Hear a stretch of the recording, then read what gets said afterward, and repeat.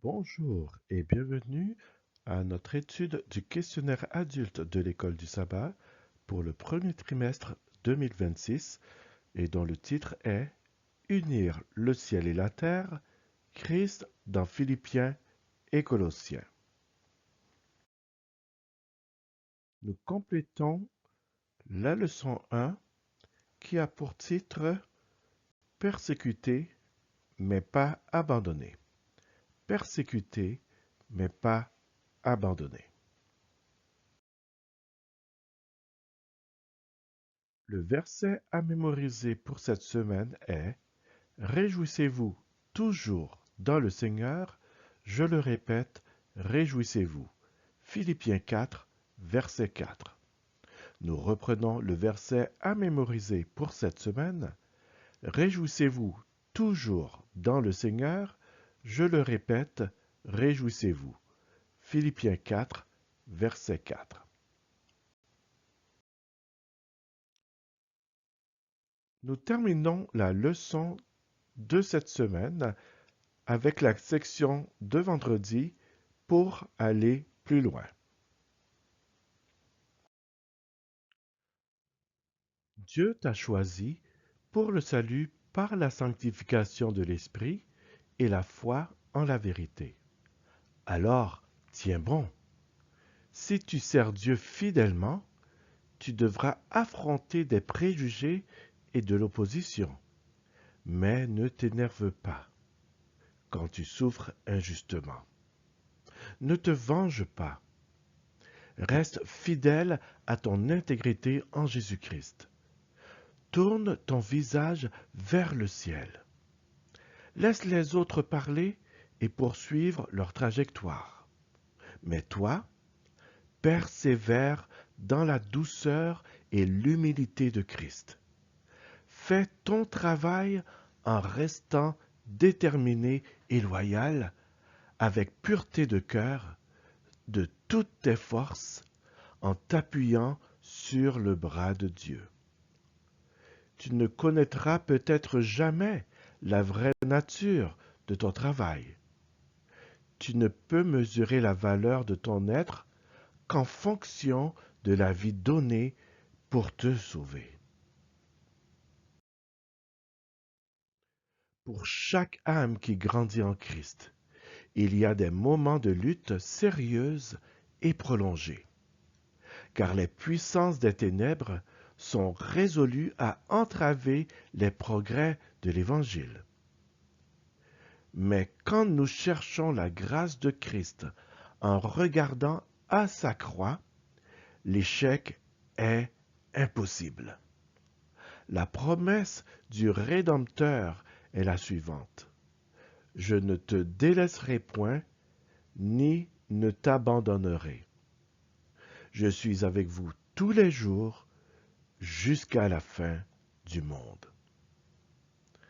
Ceci est extrait de la revue The Youth Instructor du 9 novembre 1899.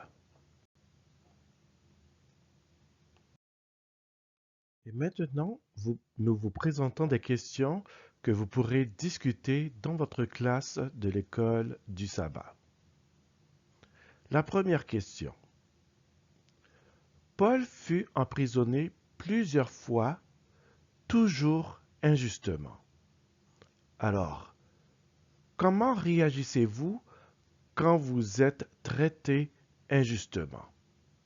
Comment réagissez-vous quand vous êtes traité injustement? Et deuxièmement, quelle promesse de la Bible invoquez-vous dans de telles situations? Quelle promesse de la Bible invoquez-vous dans de telles situations?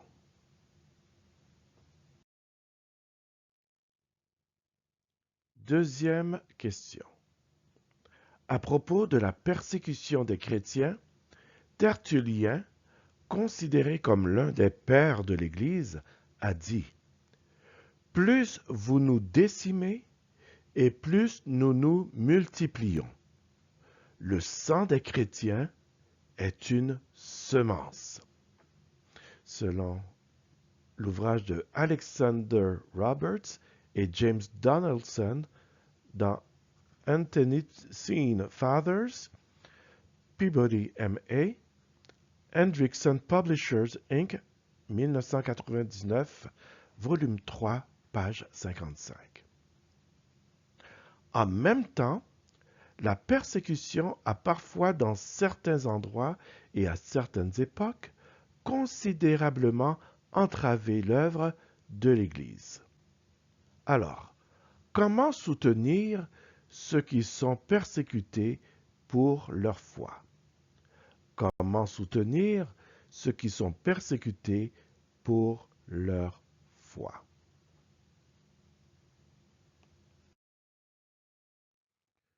Troisième série de questions.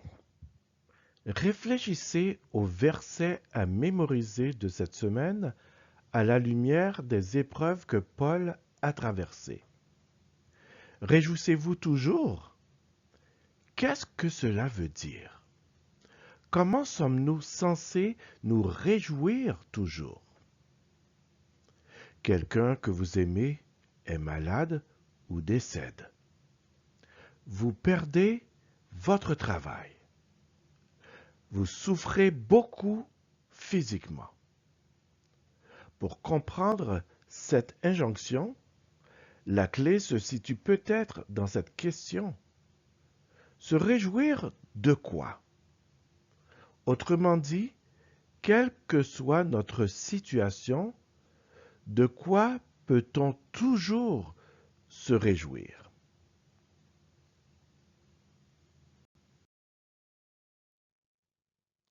Ceci complète notre étude de la leçon 1 de ce trimestre, cette section pour aller plus loin.